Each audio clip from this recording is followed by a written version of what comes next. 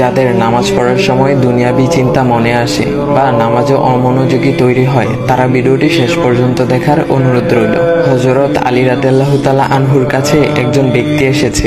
তখন লোকটা বলল, হুজুর, আমার নামাজে মন বসে না। নামাজে দাঁড়ালে আমার দুনিয়াবি নানা চিন্তা আসে। হুজুর, আমার এই নামাজ কি আল্লাহ তাআলা কবুল করবেন? তখন হযরত আলী রাদিয়াল্লাহু তাআলা আনহা বলেছেন, না, তোমার নামাজ কবুল হবে না।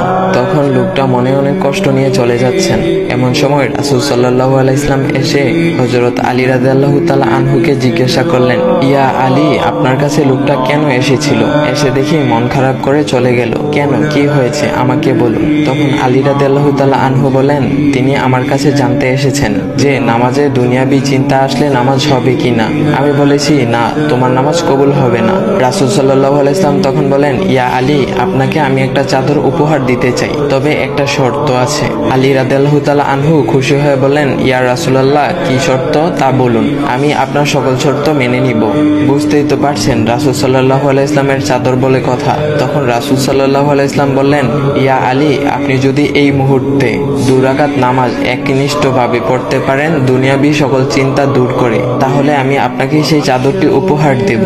আলী রাদিয়াল্লাহু তাআলা আনহু বলেন, এটা তো সাধারণ ব্যাপার। আলী রাদিয়াল্লাহু তাআলা আনহু তখন নামাজে দাঁড়িয়ে গেলেন আর তিনি নামাজ পড়তে শুরু করলেন। এমন সময় তার মনের মধ্যে শুধু ভাবনা চিন্তা আসতে শুরু করলো, আচ্ছা, আমাকে যে রাসূল সাল্লাল্লাহু আলাইহি ওয়াসাল্লাম যে চাদরটা দিবেন, সেটা কি ফাতিমার চাদর নাকি রাসূল সাল্লাল্লাহু আলাইহি ওয়াসাল্লামের? আচ্ছা, চাদরখানা দেখতে কেমন হবে? এই বিভিন্ন বিষয় নিয়ে ভাবতে লাগলেন। তিনি ভুলেই গেছেন যে দুনিয়াবি চিন্তা নামাজে আনতে রাসূল সাল্লাল্লাহু আলাইহি ওয়াসাল্লাম নিষেধ করেছেন। এর মধ্যে আলী রাদিয়াল্লাহু তাআলা আনহুর নামাজ পড়া শেষ। আলী রাদিয়াল্লাহু তাআলা নামাজ শেষ করে রাসূল সাল্লাল্লাহু আলাইহি ওয়াসাল্লামকে বলতেছেন, ইয়া রাসূলুল্লাহ, আমি আপনার শর্ত মেনেছি, এখন আমাকে চাদরখানা উপহার দেন। রাসূল সাল্লাল্লাহু আলাইহি ওয়াসাল্লাম বলেন, ইয়া আলী, আপনি কি একনিষ্ঠভাবে দুনিয়াবি চিন্তা মুক্ত ছাড়া 2 রাকাত নামাজ পড়েছেন? তখন আলী রাদিয়াল্লাহু তাআলা আনহা মুচকি হেসে বললেন, না ইয়া রাসূলুল্লাহ, আমি আপনার চাদর নিয়ে অনেক কিছুই ভেবেছি।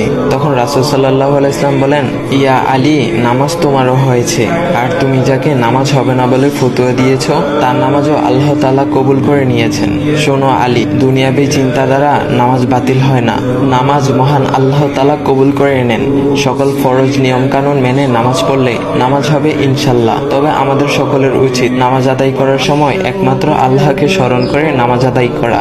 নামাজে দাঁড়ালে দুনিয়াবি চিন্তা মাথায় আসে, এটা শয়তানের একটা ফাঁদ।